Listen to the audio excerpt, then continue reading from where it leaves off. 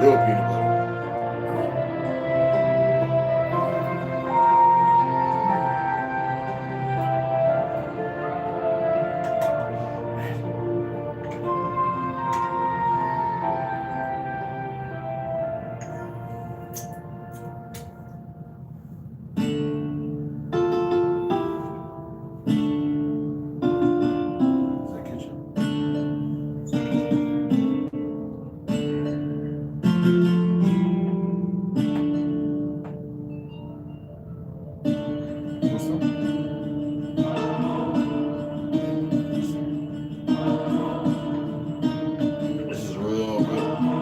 Peanut butter I made.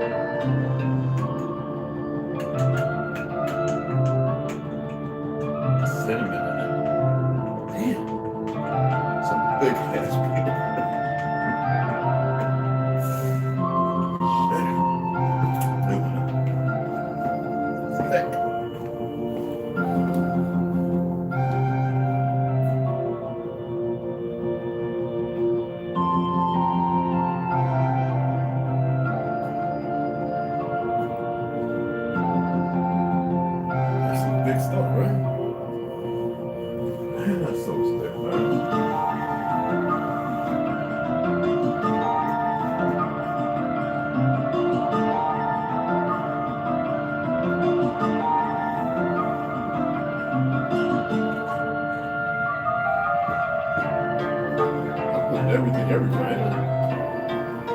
Huh?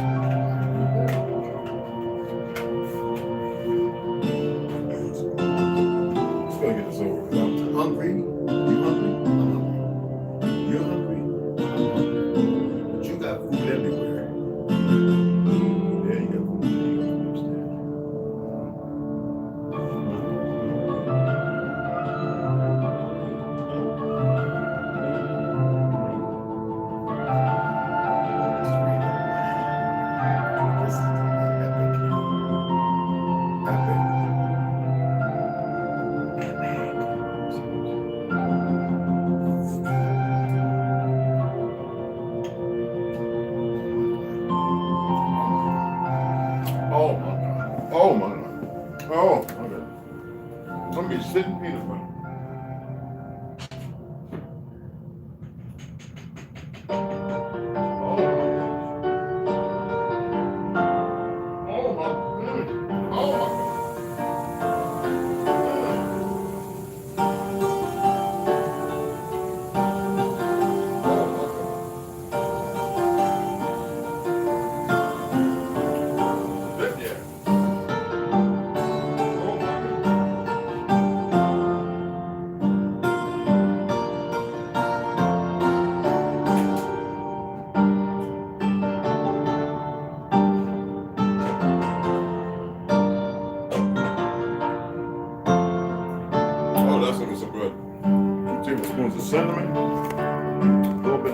honey in there. Oh my goodness.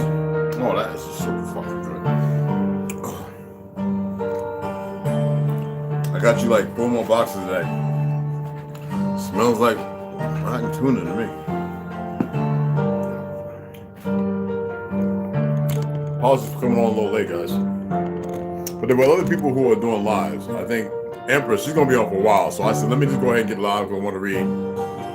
Get it out the way, you know what I mean? And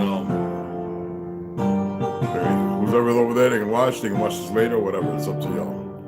Like I said, you see my bullet points. Every time I put a bullet point up there, it has a meaning. And it means something. I just would hope that people could see what it actually means instead of what they think it means. All right? I'm always going to be testing. Remember I asked y'all to do some homework a couple weeks ago, and I know y'all didn't because y'all would have been talking about it. I think Reploid did. She shared stuff to me, and then Westside pulled some information up. So they alluded to me that he pays attention to everything. Westside's a young brother. He's not young, but he's a young older brother. Very mature, very capable. Trauma, when he comes in, he's wealth of knowledge as well. We know about APJ, we know about a few other brothers, you know what I'm saying? But when I put bullet points up, but you know what I'm talking about, bullet points. Here I am in college again. I am unbelievable sometimes. Excuse me, my tablet was acting funny. I think I posted something about somebody that worked for a government agency, and somebody got upset. Who? I don't know, and I don't care. That's the beautiful thing. Literally. I don't care. And I never will. Why? Tricks are for silly kids.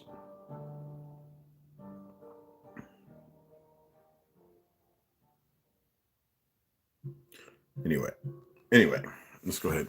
Oh, you know, my thumbnails. I say bullet points. I don't know why I do bullet points. My thumbnail, right? All right, let me see. That's 49. It's finally charging up. So we're gonna go ahead and get into this. Where's my? Got everything right here. What's this one? Oh, I got Flatlanders because I got those other 7 books. We're not gonna do that. Wars of the Anunnaki. Somebody hit me up messages. How come you're not reading that one? I'm gonna read that separate. There's plenty of books to go along with that. There's a reason. If you read the book, you'll know why. Okay? If you read Wars of the Anunnaki, I'm gonna read that back with. Only reason why I'm gonna read them again because I wanted to stick.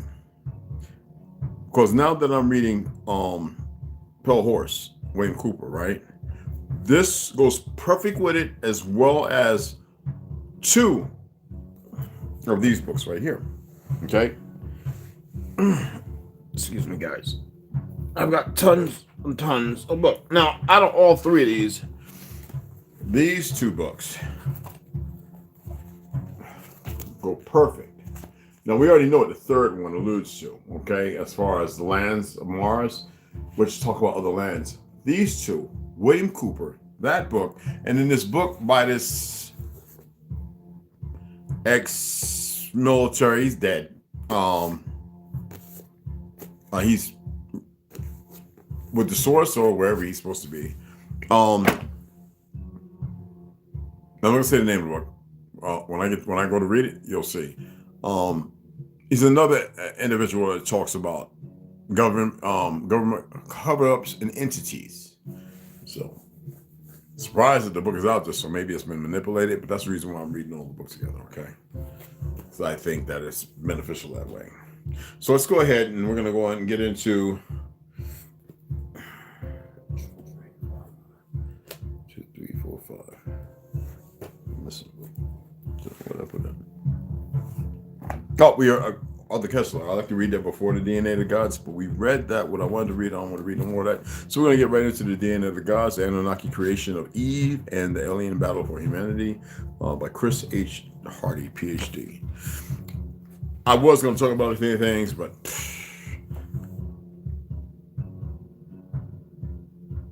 I'm going to go buy some weed tomorrow. That's right. You can own your guns and you can have your weed, especially like me. I got a medical card. Regardless of the medical card, $300. I only paid, what was it, $175? Anyway, it's recreational. It's legal here. So I'm going to get me out some medicinal indica. My boy got the strain that I will smoke. I won't smoke nothing else. And damn, I got weed upstairs, but I want something different. He got the one that I want. So some OG stuff. So I'm gonna pick me up a gram, an ounce, maybe a half an ounce. It all lasts me a long time. So yeah, I'm letting it be known. I don't like getting high. I really don't. I don't like getting drunk. But I'll be on my way to Flagstaff tomorrow. If somebody was to fly in to Flagstaff, I'd gladly pick you up. Anybody. Anywho, let's go ahead and get into this. All right. There's a lot of things that we discussed. The balloon that, for some reason, it looked like this. It looked like the International Space Station for real. Some Marine, some ex-Marshal guy does long. I forget what it's called. 32 mic, whatever it's called in the military. He does the long, far distance reconnaissance picture taking. And the picture that he took compared to one that's floating around, it looked exactly like the damn space station. And all out of America shoot after they covered up all the land. Look, man, nobody wants to hear this fake government. Nobody wants to hear the ATF, the NFA. Nobody that was built off racism. We don't want to hear nothing from these frauds. All right? Nothing. So I'm not going to get into it. Enough is enough of that game. They're bull crap. All right? And I would expect y'all not, if it affects you, then y'all reach out to those of us. Unless it's a game. And we'll be able to tell. Trust me. Anyway. So when we last left off, it was over here. Egypt and Africa were thus exclusively the domain of Enki and his descendants for a long time until the third generation of Anunnaki, at which point the scientific station for the observation of Antarctica at the tip of Africa. Oh, the maps that we've been talking that go around, like I said, the one that I share on Facebook, on here, if y'all go back on the post, on Instagram, I was going to share it on TikTok. I said enough of TikTok. They were scared of me. No, you know, it's Chinese ran government back, all of them the same individuals, trust me. That's the map. And Africa, the southern tip of Africa, like the southern tip of America, is very close to the Antarctic. Just like I told people, Russia and Alaska is 55 miles apart. You better believe we are not that far from the tip. Well, if you want to look at Hawaii and all that stuff, go right ahead to the islands. All that is part of the Caribs, part of who we are. Somebody also asked, I'm going to share this. Somebody asked, why were the Phoenicians considered Hebraic? Well, they were our people. They call them converts, yet that is not the case. We were everywhere. This is the old world. I mean, you can believe it or you don't. You dig what I'm saying? It's up to you. I have the literature, the oral studies, I have the traveling. I have everywhere I've been, the people I have conversed with.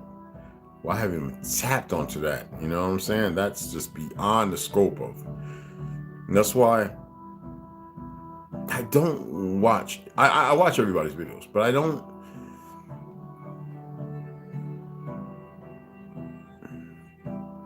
I talk on here because if they come over, they'll see it. If they choose not to, then they remain where they're at. You know. That's why I love my brother Caramillo. I mean, we will all respect him.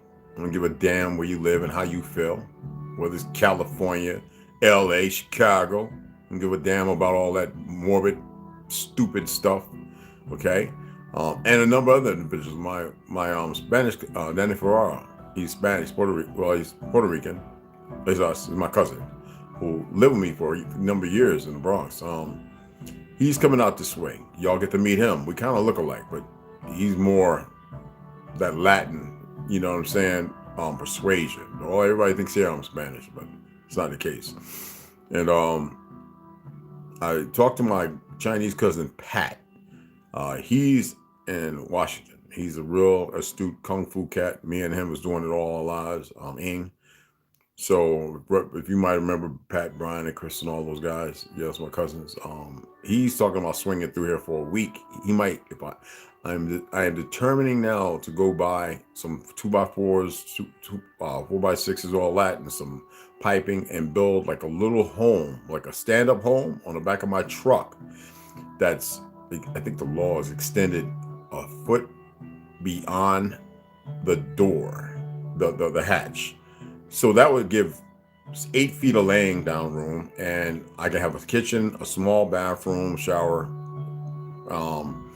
2 beds, and like a study place fold. And I really want to do it where it's really, really technical, where it's, I can lock it in. I've got 9-point lock in, so I wouldn't care if it was a hurricane, the whole truck would flip. So he is very big into that engineering shit. So he's gonna swing through, and then we might go ahead and lay down some rafts. But other than that, I will let you meet him. He's muscle bounded, just, and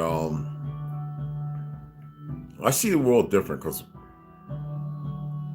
the world has been laid out before everybody is a lie. I was just watching this individual. I want y'all to go over there and comment. Let me pull this on YouTube. I want y'all to go over here with the knowledge you have now, okay?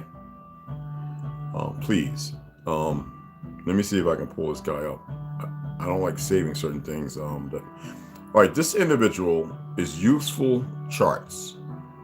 This guy is talking about the genealogy of Abraham Lincoln's family tree. It's called Useful Charts. Are you listening? Hi, this is Matt Baker. Matt Baker. It's Useful Charts. All right. He's got 1.38 million followers. I don't know how liars get all this, but he is going through the most fictitious genealogy, fake, George Orwell, everything. So I commented on there. I told him it was pure horse shit. And I told him to go look at a movie. I wasn't going to get into certain books, but these individuals, and I asked him, is he a Mason, one of those low-level ones? Because I doubt he'll reply. It's fiction all the way through, and it amazes me. And then people have a hard time dealing with me when I say he was not president. He was a Khan, a king. Khan is a king. That's all it is. But the con is making everybody believe otherwise. Now, back into reading. The Anunnaki had a traditional headdress back on Nibiru, the symbol of the royal line of Anu. It looked like the 2 horns of a bull or that of a cow. The highest gods sometimes show a headdress with 2, 3, or even 4 pairs of horns superposed on their skull. This may be why Nimna, who was identified as the goddess Hathor in Egypt, had the cow as a symbol. But if we look at the symbol of the sacred cow of India, it stands for the life giver, the great mother, nourishing and protecting life. Pay attention now, pay very close attention. And of course, this symbol applies perfectly to Nimna, the creator, perfecter of humankind.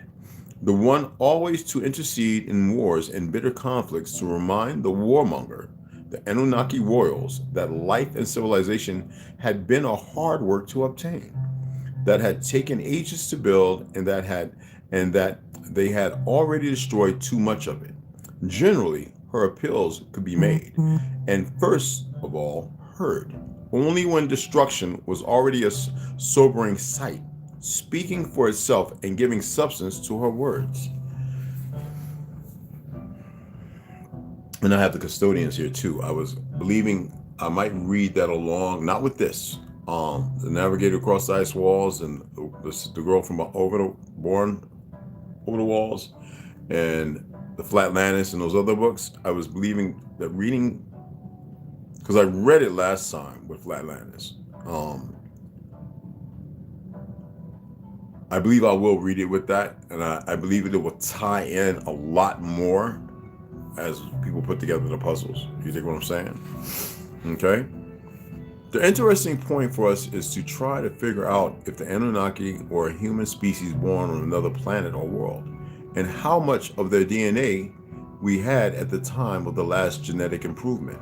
With Zustra, for the sake of clarity, I'll make a distinction between the species, human or not, as exhibited by biological and psychological traits, in parentheses, and the origin or place of birth, Nibiru or earthborn humans, in parentheses. As we will see, we have ample ground in the historical data that are the Mesopotamian tablets, in parentheses, even the emeralds, but nobody can really decipher them as per se, to conclude that the Anunnaki were a human race, exhibiting all we deem to be human feebleness or human condition, to the exception of mortality, in addition to looking like men, albeit with very recognizable but unstated, in parentheses, differences. They had human bodies and exuberant sexuality. Although they seemed to have been giants compared to earthlings, they exhibited human feelings and emotions. Isn't that right? Isn't that what it stated in like four of the books I read already? And the custodians are more like us. Anyway, which they were hard put to rein in. They were hard put to rein in parentheses. They had human-type family ties, spouses, concubines, and extramarital lovers. They had royal lineages and lines of authority divided by functions, and they lived in cities. They were highly individualistic people competing for power, for love, for riches, and for followers, especially among the royal family and power, to which Tartaria we did not have that. As for their civilizations, it was obviously highly technological because they had mastered interplanetary travels long before landing on Earth. And we know that's pure bullshit, unless we interpret it appropriately. Arriving from beyond Neptune, we know exactly where the Isles of Anunnaki and the celestial lands, at the rings, the 7 rings, and we know exactly where Neptune is. It's right off to the side, which they conquered first, in parentheses. They established a space station on Mars, and we know what they did to Mars. They got rid of every single body there, and isn't it said that maybe Mr. Morris himself is there? Not Morris, but Admiral, you know, the guy, high jump and all that crap is there. Anyway, Lamu. Because you know people come with that Lemur and all that other goofy stuff, in parentheses. And maybe on the moon as well. Well, we know there are writings that go back to the Gazettes of Virginia and everything else that states the sun is small as the moon. And it is above us doing its, what do you call it? Solstice, which is a circle. And I just somebody shared it with me, but I already had a map of it from a book that I have, because this is old information. That I read Enoch, and I expressed to you that it's the seasons. It's the seasons. It's the seasons of the sun moving in and moving out. People have a hard time understanding it, but it is. That's what the portals are. And maybe on the moon as well. It had an orbiting station. Maybe so. Dark side possible. And has studied all the planets in our solar system. Inky. Inky will lay the foundation for our system of astronomy, from the 360 degrees division to the constellations on the ecliptic. Now, most of y'all are more aware now that the constellations are nothing but to keep us. I should have said this when I first started reading that part.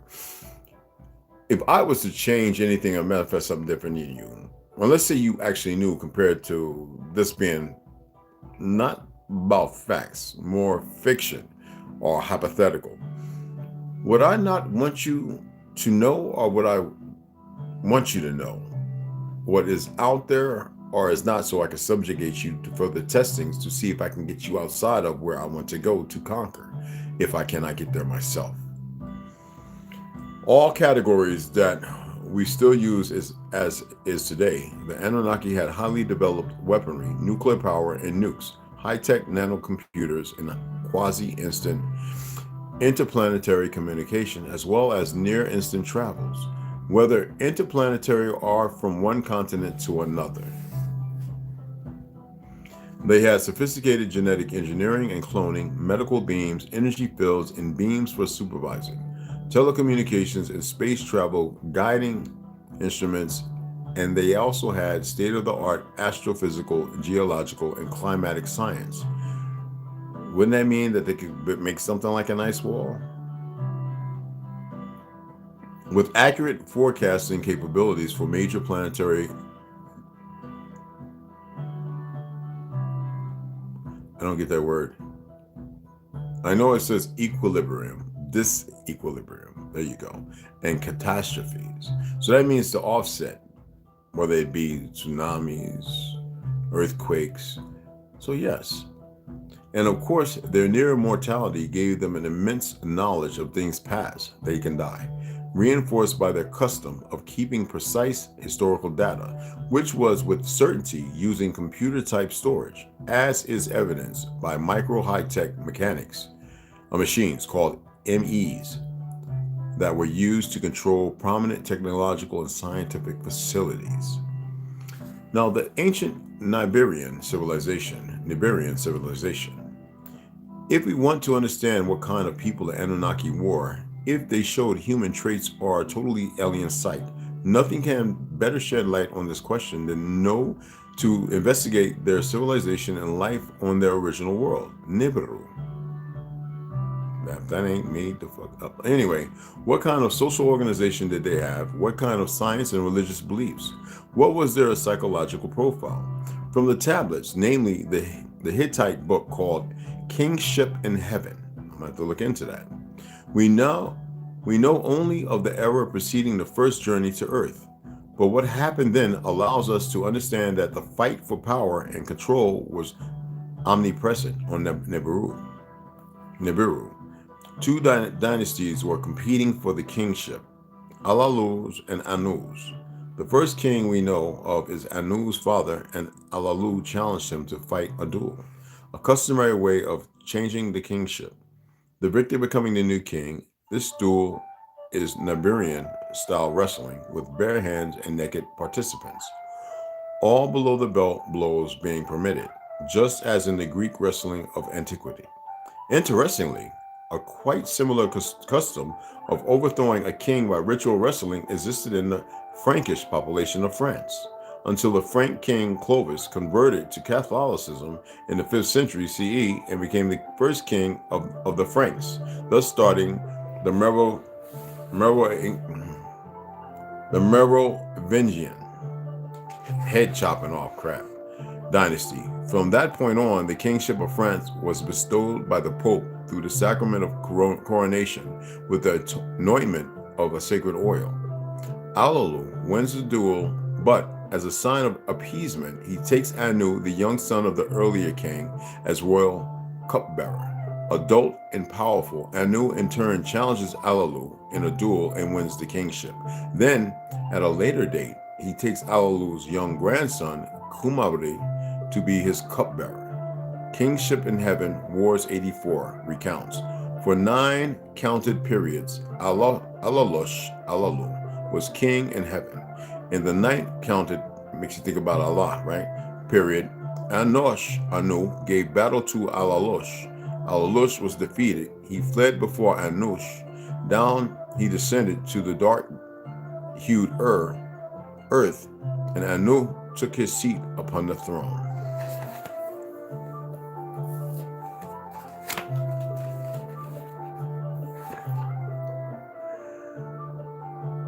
Wow.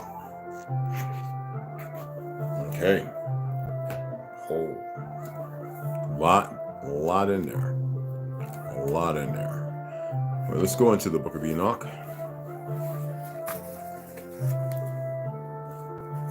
I hope the music isn't too loud. Let's take it down a little more there. I love the music. It's so beautiful.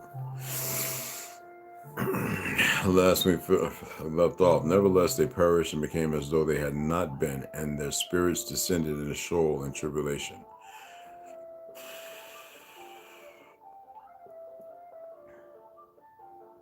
Remember, we were talking about how we are all equal. And what will they see forever? Behold, they too have died, and henceforth forever shall they see no light. I tell you, ye sinners, ye are content to eat and drink, and rob and sin, and strip men naked, and acquire wealth, and see good days. Strip men naked, it means to strip them of who they are. Okay? Rob them of who they are. Man, not the hues of us. Have you seen the righteous how their end falls out, that no manner of violence is found in them till their death? Nevertheless, they perished and became as though they had not been, and their spirits descended into Sheol in tribulation. Now, therefore, I swear to you, the righteous, by the glory of the great and honored and too mighty one, and take this out, and two, literally number two, mighty one in dominion, and by his greatness I swear to you, I know a mystery, and have read the heavenly tablets, and have seen the holy books, and have found written therein and inscribed regarding them, that all goodness and joy and glory are prepared for them, and written down for the spirits of those who have died in righteousness, and that manifold good shall be given to you in recompense for your labors, and that your lot is abundantly beyond the lot of the living. And the spirits of you who have died in righteousness shall live and rejoice. Remember I said, what would make you think that anybody who has passed on would want to come back? Seriously. What would make you think, because of what we're living through here, that should not be happening? These idiots don't know how to stop. And those military bases, the murder, the torture, these other things that are working with them, they're stupid. Think about all the children, all the people that have went missing. And I know we have the Potter's fields everywhere with the John Does supposedly. Come on.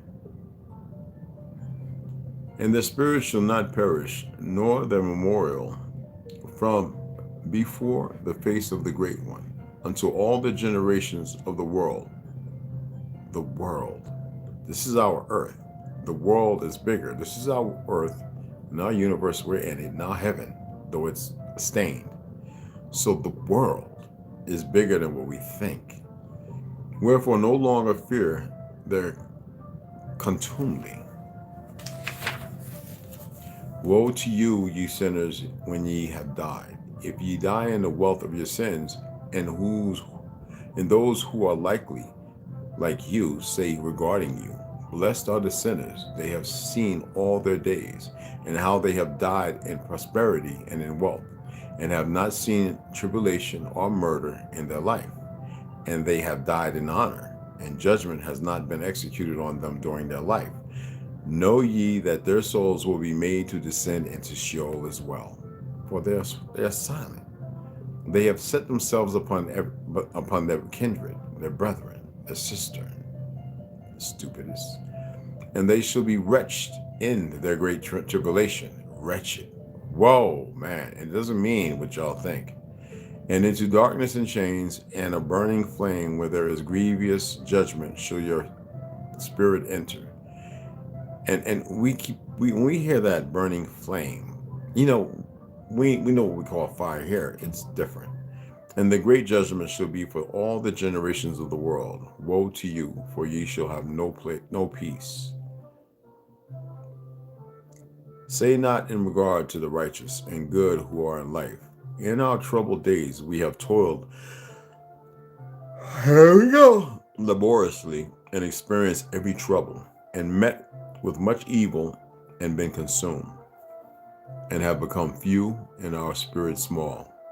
And we have been destroyed, and have not found any to help us even with a word. We have been tortured and destroyed, and not hope to see life from day to day. We hope to be the head, and have become the tail. We have toiled laboriously, and had no satisfaction in our toil. And we have become the food of the sinners, and the unrighteous become the food. Told y'all I watched some videos with these goofy niggas and all these other in places that are dark, taking bodies coming off of these carts as if they were just murdered underground somewhere. And these people with these cleavers, they look like they're Japanese made, but different kind of people, all different colored people, just taking these bodies and the joints and then cutting the meat and pulling the skin back and then hanging the body. This real footage, y'all. And then hacking removing the meat and putting it to be for real. Anyway, they have had dominion over us and hated us and smote us. And to those that hated us, we have bowed our necks, but they pitied us not. We desired to get away from them, that we might escape and be at rest, but found no place whereunto we should flee and be safe from them. And our complaint to the rulers in our tribulation, and cried out against those who devoured us. But they did not attend to our cries, and they would not hearken to our voice. And they helped those who robbed us and devoured us, and those who made us few. And they concealed their oppression, and they did not remove from us the yoke of those that devoured us, and dispersed us and murdered us. And they concealed their murder, and remembered not that they had lifted up their hands against us.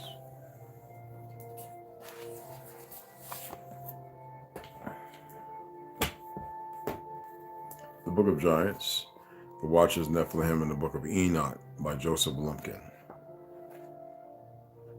Wow. Some heavy stuff, man. Seriously. The Book of Enoch, including the Book of Giants, the Book of Watchers, chapter 1 to 36, chapter 1. The words of the blessing of Enoch, with which he blessed the elect and righteous, who will be living in the day of tribulation, when all the wicked and godless people are to be removed from the earth.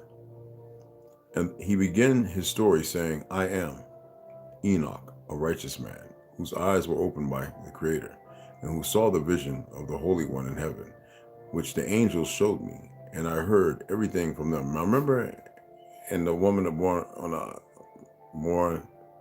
the other side of the wall, when we're alluding that there's two types of angels, one's mechanical, another one is actually with flesh wings, and they have not yet said whether they will help us, but they were able to defeat the custodians.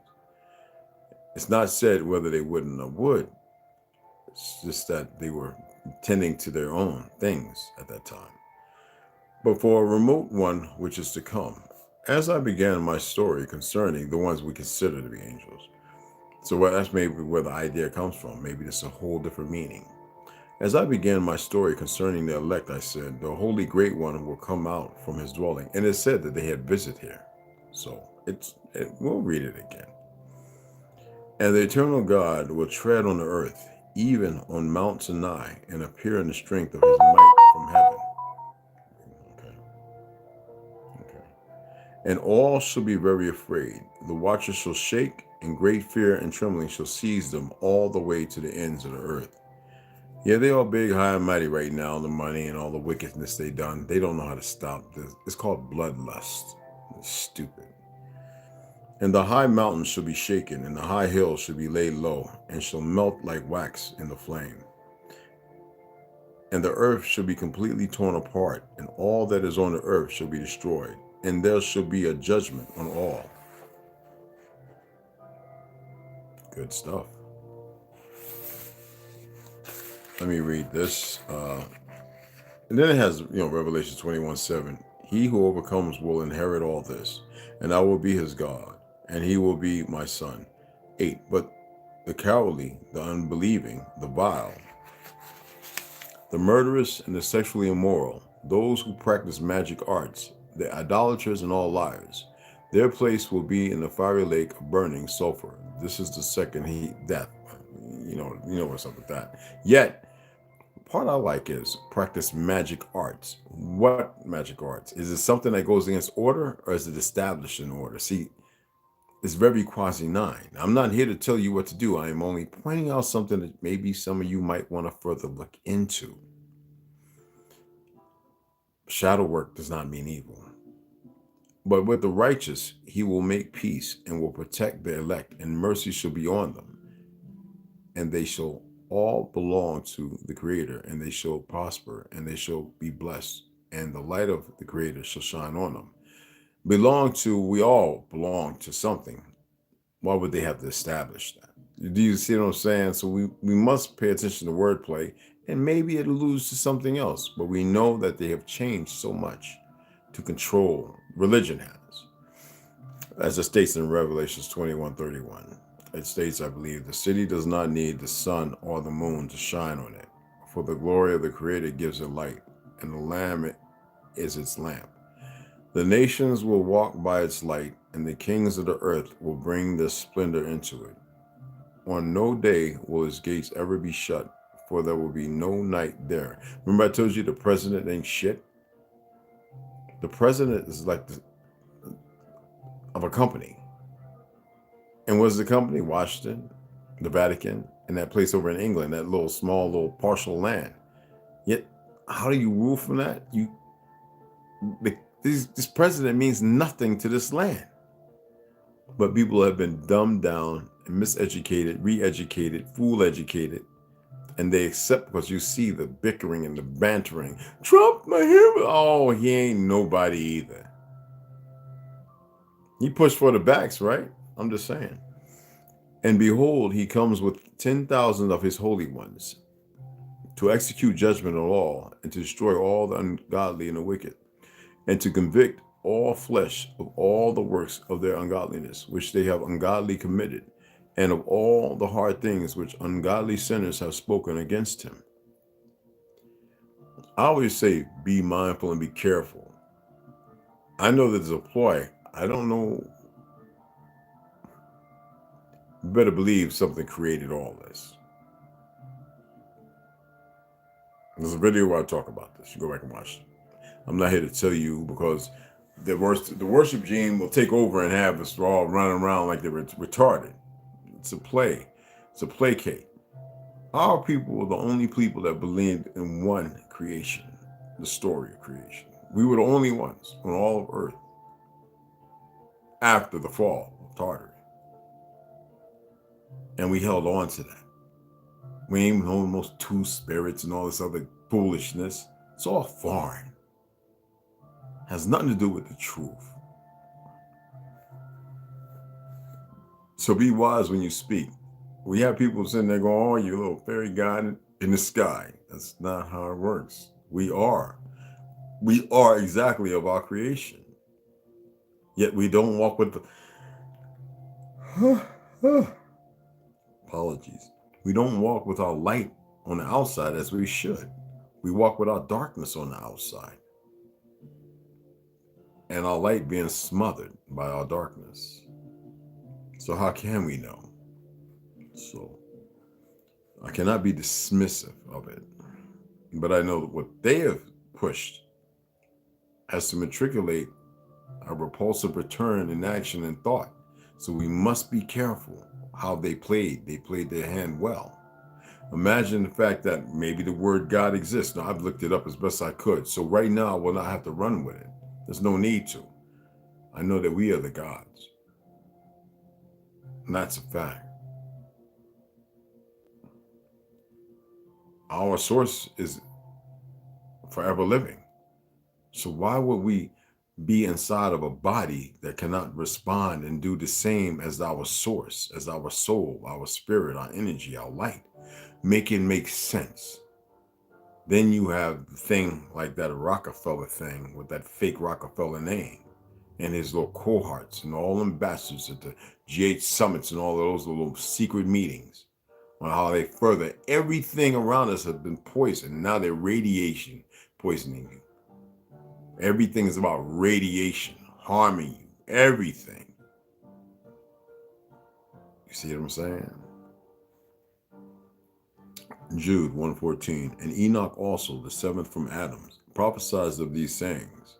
Behold, the Lord cometh with 10,000s of his saints, 15, to execute judgment upon all, and to convince all that are ungodly among them of all their ungodly deeds which they have ungodly committed, and of all their hard speeches which ungodly sinners have spoken against them. So why would anything be wanting to get outside the membranes, or the bigger one? I don't know. And we'll pick up chapter 2 tomorrow. It gets even a little more hand tonic to it. I don't know. These things are, I believe if we never look at everything with an open eye and we just look at it with an skewed eye, we will never see what was meant to be seen. It's just me. Does it mean that everybody has to follow along? I know that I have no answers for it. I just know that I respect the materials because things stand out. Things jump out at us. You dig what I'm saying? So here we're exposing the expositions 1851-1915, revised 2021. Howdy Muskowski.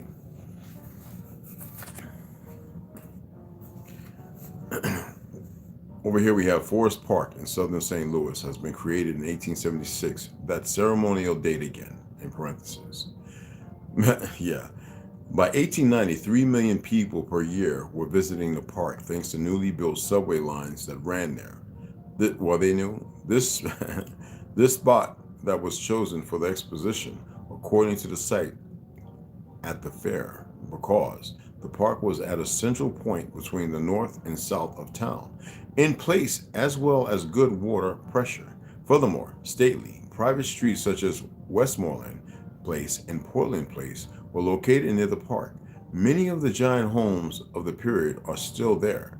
So my first question is, why would the rich elite, who really enjoy their privacy and isolation from the commoners, want to be besieged by millions of people? Not just for the fair, but for the years of its building. These are the same people who would be putting in the money to have it, so they could easily have demanded any other site. But it is presented as if the fair close to these rich homes is a good idea. Again, that makes no sense. It is more likely that the site was chosen because of what was already there. And it states in parentheses, either above ground or buried in mud. What he doesn't know is what was under the ground, besides what was buried by the mud. The mansion homes were just a part of the original city and were in that location because of it. The elite homes were stuck with the fair for a few years in order due to the ancient buildings there that had to be dealt with. Again, the destroyed Indian mounds in the area are likely a key to unravel the reasoning for the use of this site. They destroyed many mounds. Back to the standard history before. Check this. Oh, wow. So anyway, this site. So anyway, back to the standard history. Before construction could begin, an environmental group started a lawsuit to stop the cutting down the large woodland areas in the Northwest. A compromise was reached, and the committee said they would only use 657 acres of the park and leave the rest. New property directly west was leased that would become Washington University. Why exactly Missouri would name its main university for Washington is unclear. Of course, with no surprise, the university chose giant Gothic-style architecture for its buildings. The first architect meeting occurred on June 27, 1901. The designer of works for the fair was Isaac Taylor. Taylor has a similar history to Burnham in Chicago, having designed 215 large buildings, mainly in St. Louis. Exactly how he gained the skills to be the foremost architect of the Midwest is up for debate. As he graduated university in 1868 with a degree in classical languages, but was claimed to be an expert in Gothic architecture somehow. He was then picked up for work by J.I. Barnett's firm shortly after the graduation. A similar story to Burnham's rise, in parentheses. The main advisor for the park layout was George Kessler. Born in Germany, he moved to the United States early in life, while famous New York landscaper Olmsted, in parentheses, estates, who designed the Chicago exhibition, did not hire him. He did suggest that Kessler educate himself about nature through reading, reflection, and excursions, and to aim to free himself from German associations in order to expand his capabilities and to not limit his influence and opportunities. He eventually got work in New York that then expanded worldwide. He is credited with over 200 projects for 26 communities, 26 park systems, 49 parks, 46 estates, and residences in 26 schools from Shanghai to Mexico City. That almost takes you back to the Heaven Bearers in the beginning. All the people fixing up, digging up, and repairing things that have always been existing there, right? That is kind of like what the, you know what I mean? And the rerouting of the river by Julius Pisman, another fair advisor, presented problems with the Des Pares River to the architect group. The problem of its route, along with high chances of flood, meant it would have to be worked on before building could begin. You know how long that would take, y'all? The decision was to straighten the river and have it moved underground. The entire river was said to have been completely re-landscaped, rerouted by the rich construction company in just 65 days. Impossible. A major river was rerouted and moved underground in 65 days. December 20th, 1901 was the groundbreaking ceremony, in parentheses it states, which will later become quite a source of controversy. And they burned wood to thaw the frozen ground in order to pound in the oak spike, signifying the beginning of construction. Because there is no better time to start building a massive exhibition than the middle of winter. And anybody that works in construction or have, you know, like I know, that is damn near, come on, just going down 14 inches for the freezing level just to put poles in for damn your little patios is a job in itself of putting 6 of them down. Anyway, the statue of St. Louis would be placed on that spot. As for the construction, of course, the presentation is as strange as Chicago. There are hundreds of photos available. A good place to start is the website at the fair. I'm going to check that out. The usual is the standard presentation of mostly complete buildings that are covered with scaffolding. And the claim is that 1 million feet of scaffolding was used in the project. But again, 1 million feet? Again, are they using the scaffolding to build, or are they using it to refurbish or paint? Many of the construction photos show only completed buildings standing alone in an area that can best be described as a mud pit. Some buildings have a few ladders propped up against it. I think trying to make it look like something is being done when you look over the area in the photos or the photographs. Think how many shovels of earth would be needed just to landscape the area. Dude, I'm gonna say the rest of that. Oh my goodness. These mugs been lying. Somebody lying. Who's all up in here? Rhonda was cracking. Red, what's going on, baby girl? Max B was cracking. I don't know what else is in here, but yo. So let's go ahead and Heaven's Bearers, the Great Reset of 1834 and the Mud Flood, Janine Helen. I guess some people want to listen to people argue and complain. I don't know, something. I don't know. It is what it is. Sadly. That's why I said. And now do y'all believe when I said only a few would get it? No, dead ass. The majority are stuck. Just like the insatiable appetite of the murderers. You dig what I'm saying? The murderers, the sociopaths, the psychopaths. It can go in many directions. And some people can't free themselves to better themselves. That all they have to rival themselves is rage and anger and mischievous wants and deeds. And they have no guidance. And the majority of them, I would say 95% of them, aren't fighters and they ain't ready to fight. I guarantee you, over 3/4 of them, if something really happened, they would freeze in their spot, defecate and piss themselves. I know what I'm talking about. And then the other percent would give up, put up a fight, and go numb and become weak because the energy dump. And there might be just a few of the sociopaths, the ones who are misleading and doing all the rah. I'm telling you, go to some of those videos and watch. Don't stay in there. Go and check it out and listen to the comment sections. You'll see it. It's like the news. It's everywhere. The same pitch, the same stuff over and over. No enlightenment. They come over here and watch my videos later and they go, okay, I got something. Now I'm saying it because I know you're going to come and watch it, people. So when they see it, they'll know. And then they'll go back. And that's a good thing. It's not a bad thing. The sad part is they can't help themselves. They become self-intrusive. And thank you to those who inform me every time I talk about something. And they say, oh, so and so was just talking about it. Yeah, they already came over and watched. That's all right. So let's get back into our Heaven Bearers, the Great Reset of 1834 and the Mud Flood with Janine Helen. There she is in South Africa. You know, I always got to show her. Anyway, we're getting the crux of this stuff right here. I want to make sure. Yeah, okay, we was over here into the bottom. Okay, because she just went berserk to protect the Phoenician and the humans. Okay.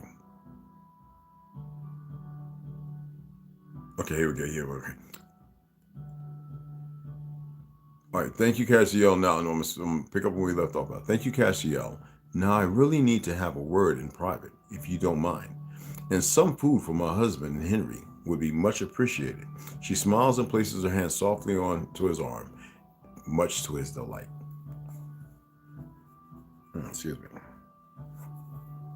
Of course, Tara, please fetch Kira and prepare for them the best of whatever you could find, he commands, and a young girl appears from nowhere. So we got to that, and we were actually at the very low one. I just want to reignite where we were at.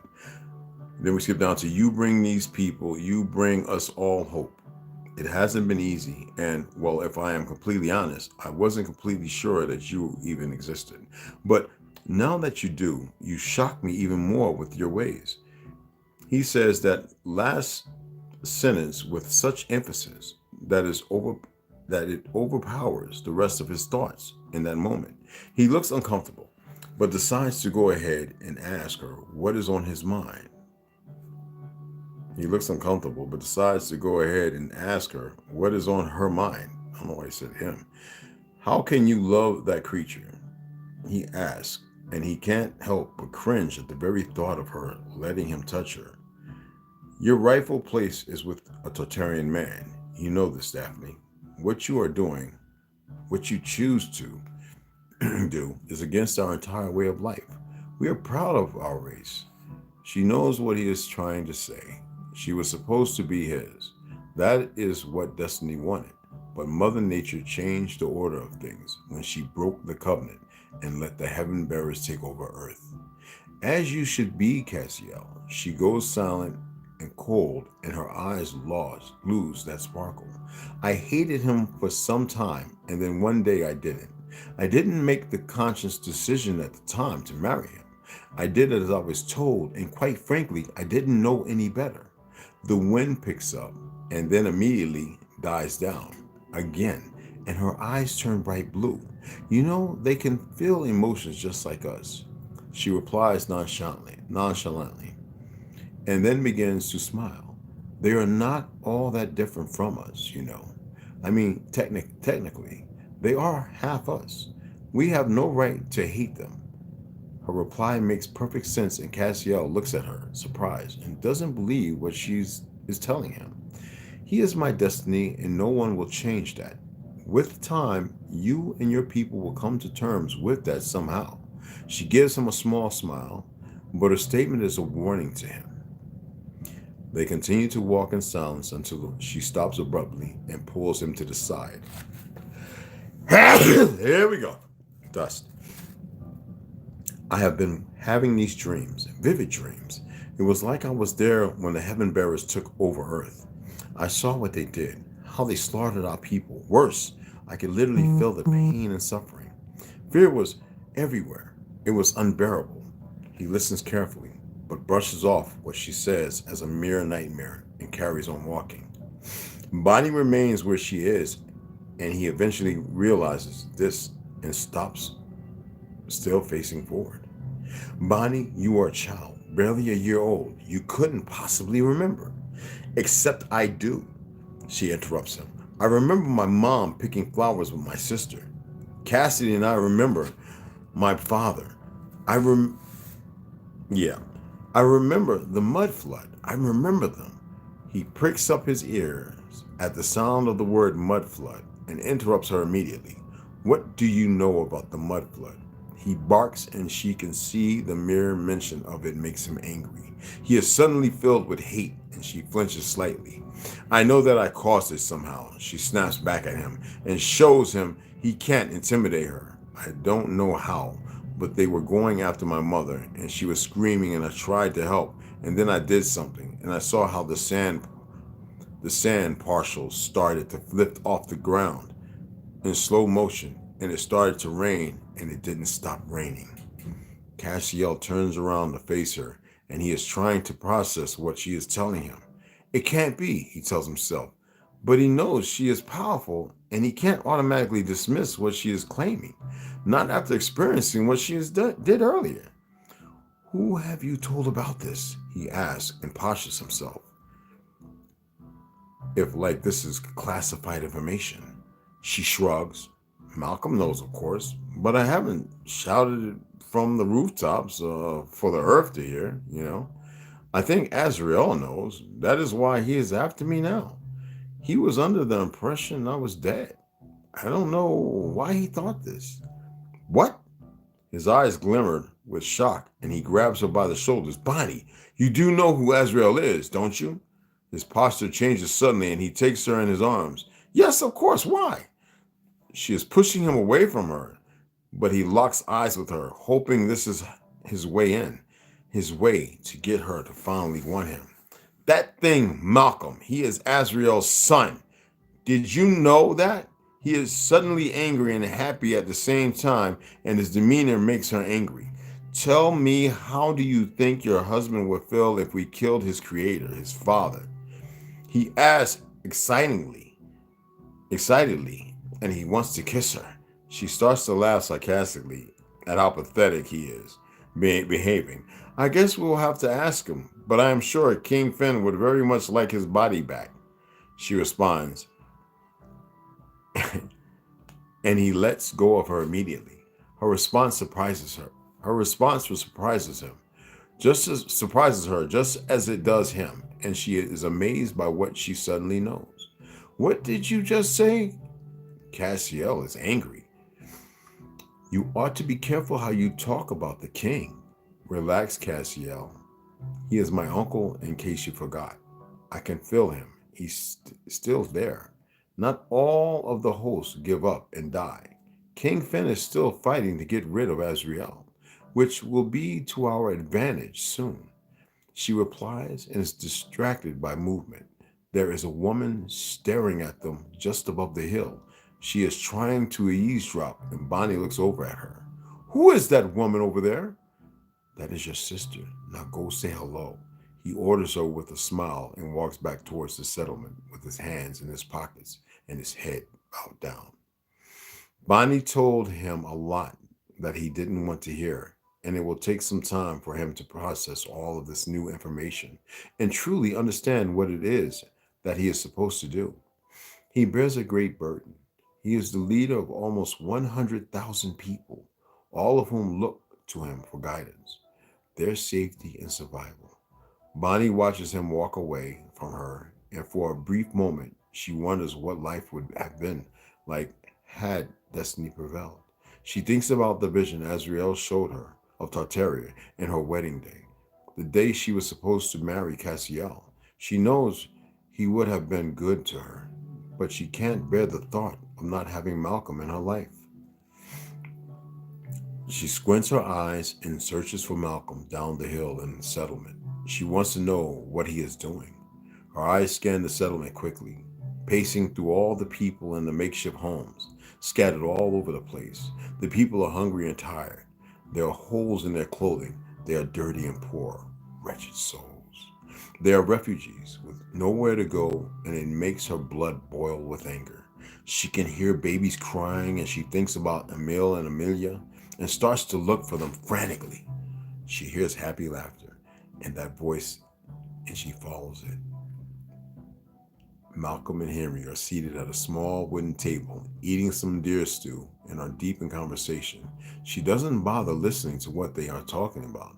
She is merely content that they're getting along, and she can hear her babies breathing softly in the small crib beside Malcolm. She closes her eyes and lets the moment of contentment fill her veins, then turns around and prepares to meet her beloved sister. Wow. Oh, there's plenty more. Don't worry. We're going to shut it down right there because tomorrow we get into chapter 18. So I hope you guys enjoyed the read.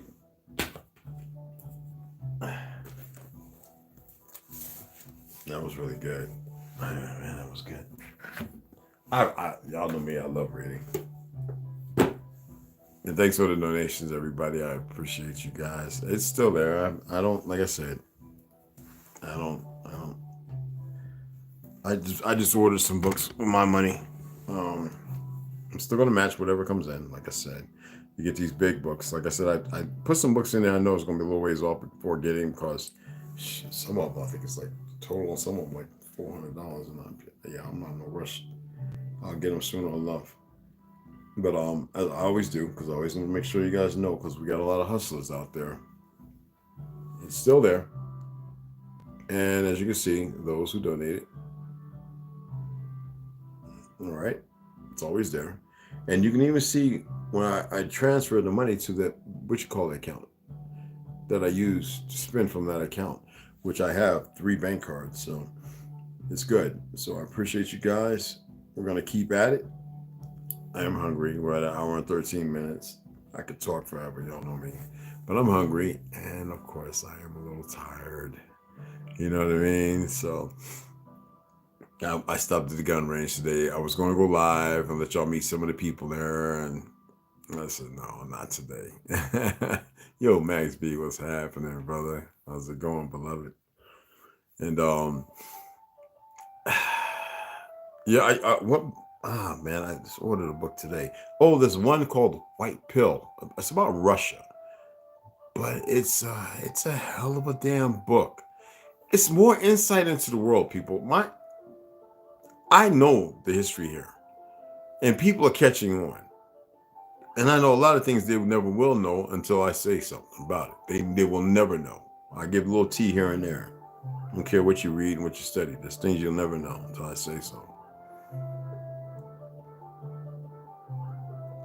But the world is just, the rest of our earth, our earth is just as important as the world out there. Okay? But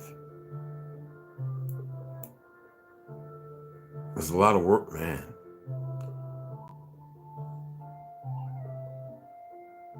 We are, I don't use the right words, man. We're not movers and shakers like we think we are. Oh, it's well within our capabilities. We procrastinate. We have every excuse other than the one that makes us move forward. And I'm gonna keep fighting till I see more and more people with desire to move forward, initiate that. Until I can. To hell with wokeness, because we know that's a derivative of something to give a misillusion and misguidance. And I know it's heavy, but there's so much and so little time for those who believe in time. So we're in a rush, but we're not.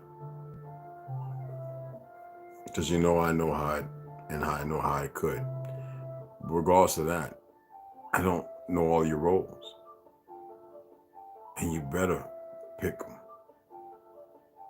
I can tell you that much. You better not lay wayside and think it's some fiction or some fraction or some imagination or this, that, and other. You've been living a lie for a long time, right? All of you. So you better pick your roles. You better know them, and you better prepare yourself in those roles.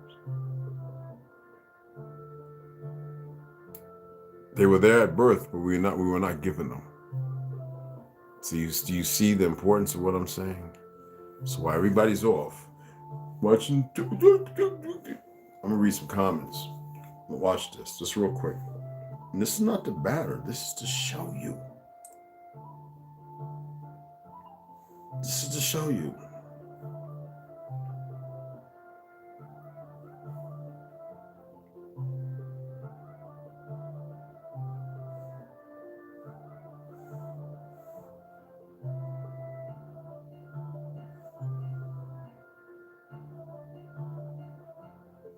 And they just sitting there.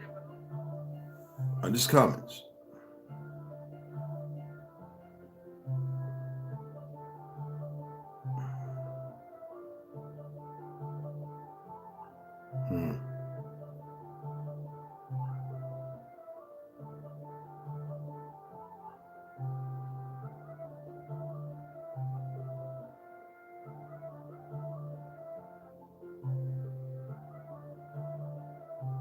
No, I think that would be improper.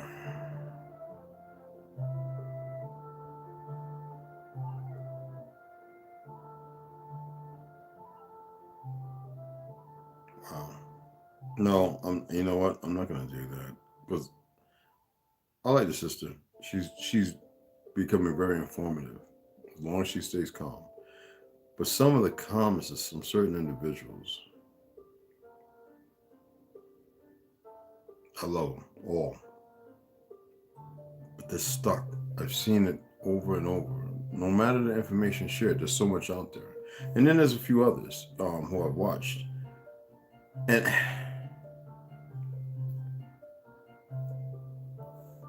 don't ever do this to me. Though we are all gods, never look up to me like I'm some great god or something. Don't ever do that. It's no competition. But the thing is, so many people are giving away themselves, and certain individuals become energy vampires, and it's sad. And they don't do it on purpose. And I know too who don't. And the people aren't aware of what they're doing. And I say to myself, they don't know their roles. And I'm using the word role loosely. They don't know the truth of what they're really supposed to be doing and leading up to where. And that's why they're going to go back to the home. They're going to go to work tomorrow. They're going to do da. It's going to be the same routine with no implication of how important. And it's going to be the debate. Walking through a store, somebody look at them and they're going to be angry with how bare this pale skin. See, that's not the way to move. To hold your head up and to know how great you are yourself, you do not have to personify it to anybody. It will be felt. They will be looking like, what the? And the enemy will even move very cautiously, vicariously around you. But when you really come into knowing, you will sense and feel things. So many of these people. Help us, Lord Jesus Christ. In the house, elder. Hello, Mr. Elder. No, I'm nobody's elder. We're not elders. If people would just look up words, research the words, know the words they're using, that's the reason why we stay so weak. My elder. I respect when people say it, but the thing I always say, we're kinfolk, we're kindred, we're Sinanelli, we're Dagontini, we're family. I'm not over you. I'm not under you. I'm neither you over or under me.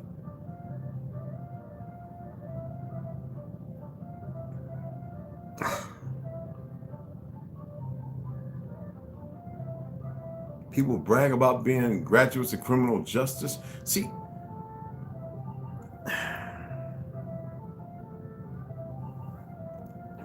and there's other ones. I'm not going to bring out no more. And the sad part is, when the information is about the musical world and sports and all that, what does that allude to? What is that doing for everyone? Isn't it keeping them in the same pot, staring it twice and thrice?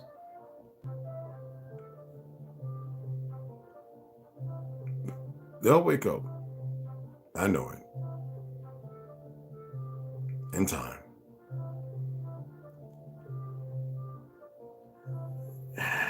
But everybody has to take their path. They have to be on that road, whatever road it is they've chosen.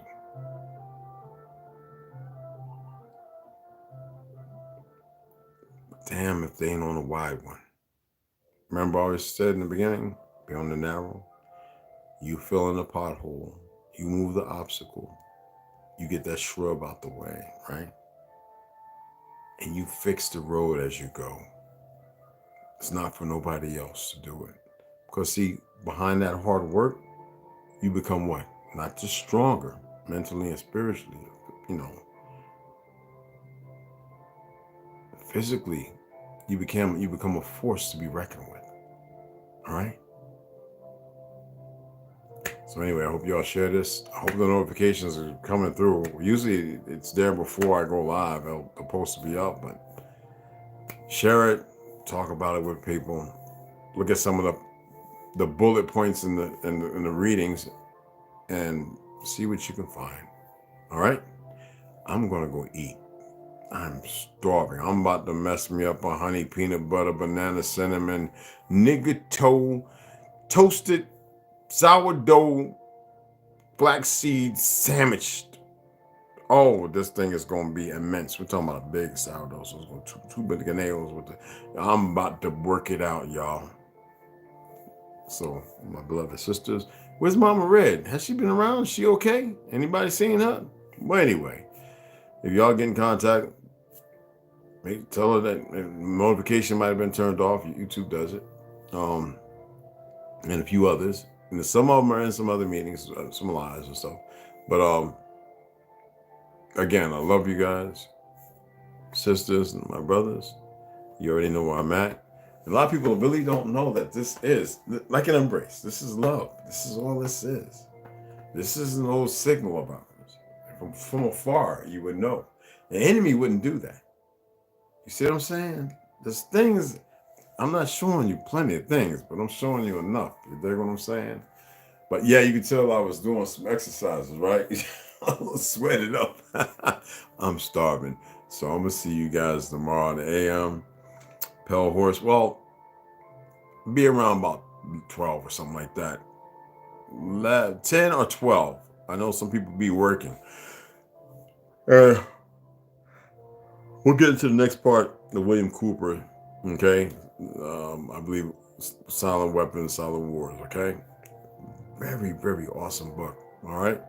So I'm going to eat and I'll chat with you guys later. What was that? We do more than just a pee. Yeah. Yes. And I appreciate you all. All right. Y'all have a grand evening. All right. One love.